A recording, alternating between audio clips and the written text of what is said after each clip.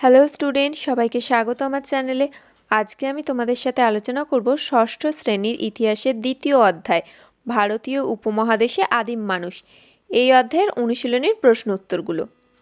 একদম প্রথমেই রয়েছে সঠিক শব্দটি বেছে নিয়ে শূন্যস্থান পূরণ করো। প্রথম প্রশ্ন, আদিম মানুষ প্রথমে রান্না করা খাবার, পোড়া মাংস না কাঁচা মাংস ও ফলমূল খেত? সঠিক উত্তর কী হবে? সঠিক উত্তর হবে কাঁচা মাংস ও ফলমূল খেত।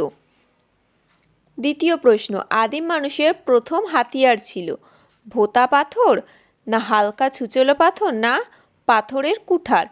সঠিক উত্তর হবে ভোঁতা পাথর। আদিম মানুষের জীবনে প্রথম জরুরি আবিষ্কার, তিনটে অপশান, ধাতু, চাকা না আগুন?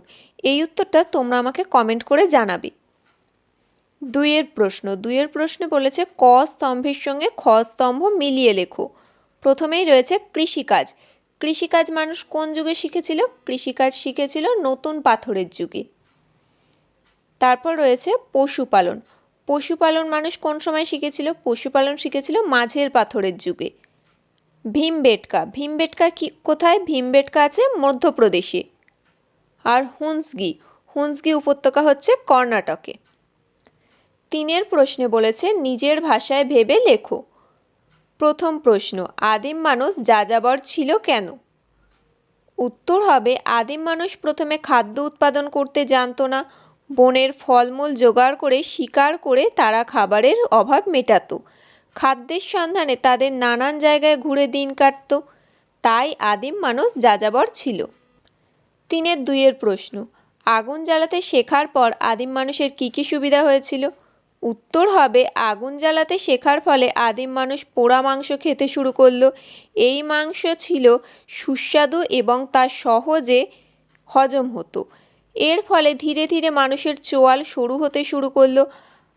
আগুন জ্বলার ফলে তারা তীব্র শীতের হাত থেকে রক্ষা পেল এবং বন্য জন্তুদের আক্রমণের ভয় দূর হলো। গুহার মধ্যে আলো জ্বলার ফলে রাত্রে বসে বসে তারা শিল্পকর্ম শুরু করলো, যা ধীরে ধীরে লিপির রূপ নিল।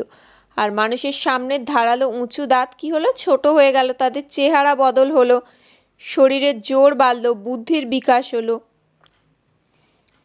তিনের প্রশ্নে বলেছে আদিম মানুষ কেন জোট বেঁধেছিল আর এর ফলে কি লাভ হয়েছিল? উত্তর হবে প্রথম দিকে মানুষ ছিল অসহায়। বন্যজন্তুদের আক্রমণে তারা প্রায়ই মারা যেত। শিকার করতে বের হয়ে তারা পশুদের আক্রমণে মারা পড়ত, তাই তারা জোট বাঁধল।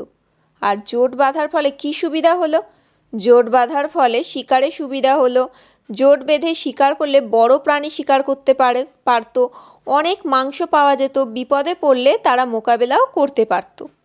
আজকের ভিডিওটি এখানেই শেষ করলাম। ভিডিওটি ভালো লাগলে অবশ্যই একটি লাইক করে দিও আর এরকম আরও অনেক ভিডিও পেতে চ্যানেলটিকে সাবস্ক্রাইব করে রেখো।